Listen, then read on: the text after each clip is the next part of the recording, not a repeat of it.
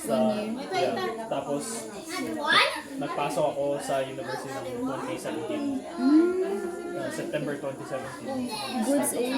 Tapos kahit student ka, pwede ka mag-work doon, no? Tsaka hindi siya, yung kumbaga hindi Hindi kasi, compare dito na pag school ka lang kasi, Yeah, kasi kapag mag-work ka, parang wala nang kasi time, diba puyat dito na pag gano'n. mga course ng mga students, mga parang 10 courses sa Oo. semester. Doon Oo, ano ganun. lang, doon ang mga apat lang. As in, sobrang ganda talaga doon, no? Oo, kasi ano doon, yung sa akin naman, ginawa ko, 5 courses yung una kong semester. Yun ang marami. Pag 5, sinasabihan ka ng mga professor na masyadong marami yan. Ay, as in? Sinasabi yun. Parang gusto nila, kailangan dapat ma-handle mo Para, lang yung para, ano mo, para no? ma-focus mo talaga, para hindi ka masyadong ma-stress. Alam mo, dito sa Philippines talaga, Oo, buong sa araw. buong araw ka doon, di ba? Sobrang stress Oo, doon talaga kasi dito. ang style ng mga lectures is 3 oras, tapos Excuse sa inyo ikaw maggagawa ng schedule mo. So, yung sa akin, Galing naman. Hindi ka mo sige hindi, maglakaw. tawag nito. Ikaw mamimili ng schedule, pero gawa na yung schedule. Ikaw lang mamimili kung anong oras na or anong day. Halimbawa, ganun. So, na-try ko na yung lahat na 4 na klase isang araw gawin ko. So, doon ako ng 8 ng umaga hanggang 7 ng gabi. Oo.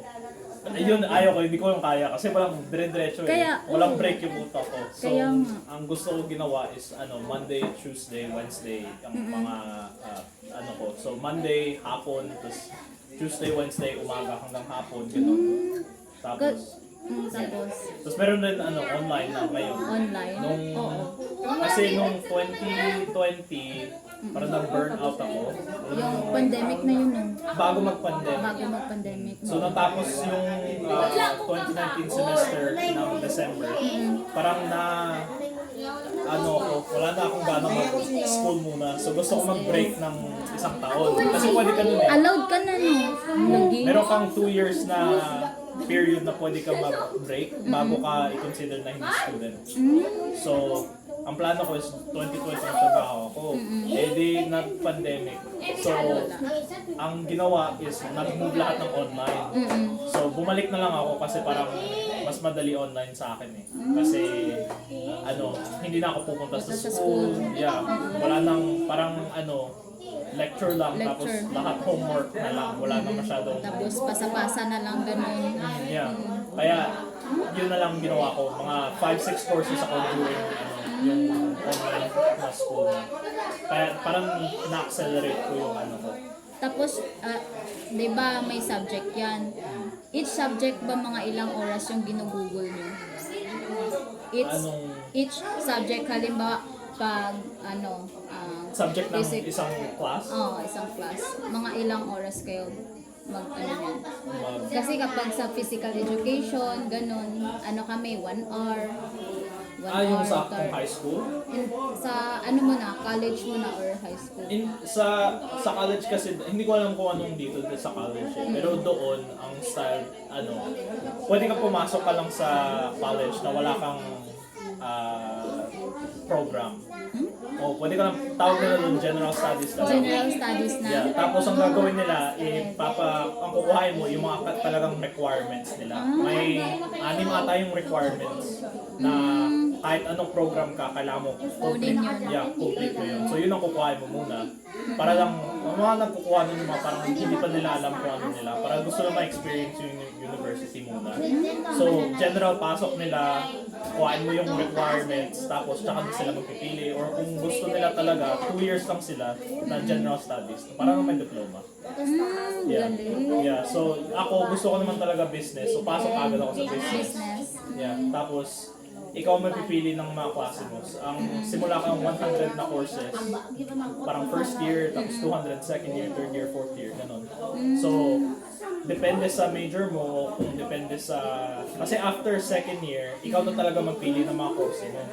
Na kung anong gusto mo. Gusto mo talaga. Yeah, kung ano ba, kasi ako general ako. So kung gusto ko, pwede ako mag-HR lahat or HR, accounting, ganun. So ang ginawa ko, dinivide ko lahat siya. So third year, fourth year ko, divided. Na para alam ko lahat. Kasi parang ayaw ko lang is accounting and finance. Ayaw ko talaga ng math. Ayaw ko ng math. Kasi ano, grabe talaga yung math dyan. Yeah, so doon naman, gusto ko talaga marketing. Pero ang sahod kasi doon, yun yung pinakamababa. So, parang Ayaw mo nun. parang kinuha ko lang parang hobby. Hobby. Yeah, tapos sorry.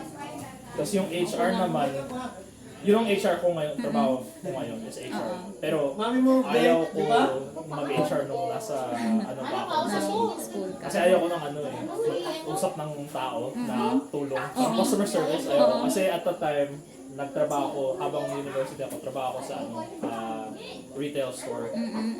So ayaw ko talaga ng customer service. Ayaw mo talaga Kaya nun. alam ko na pag nag-HR ako, parang customer service rin yun. Pero yun lang pupunta sa akin may mga problema. Okay, kaya nga. Yeah. Kaya ngayon, yun yung trabaho ko.